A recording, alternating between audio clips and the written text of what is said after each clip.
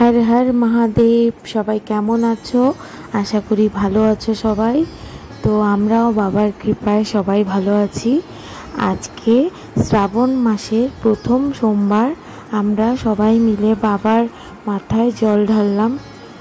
তো সকালের প্রথম শুরুটা আমরা ভগবানের উদ্দেশ্যেই করলাম, শিবলিঙ্গে জল ঢেলে। আর তারপর আমরা সারাদিন নিরামিষই খাবো।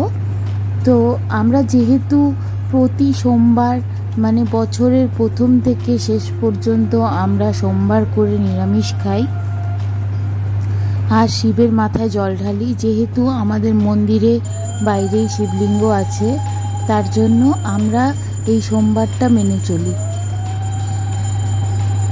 তো এই বছর যেহেতু শ্রাবণ মাসে 4টা সোমবার পড়েছে, তো আমরা এই 4টা সোমবারে আমাদের বাড়ির সবাই শিবলিঙ্গে জল ঢালবে।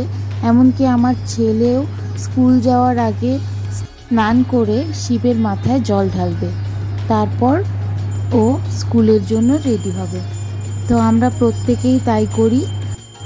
তোমরা সবাই কে কী করো আমাকে কমেন্টে অবশ্যই জানাবে, এবং যদি আমার এই ব্লগটা ভালো লাগে তো ভিডিওটা লাইক শেয়ার করে দিও। সবাই ভালো থেকো, সুস্থ থেকো, আর আমাকে জানাতে ভুলো না যেন যে ব্লগটা কেমন লাগলো। তো সবাই একবার জোরে বলো, হর হর মহাদেব।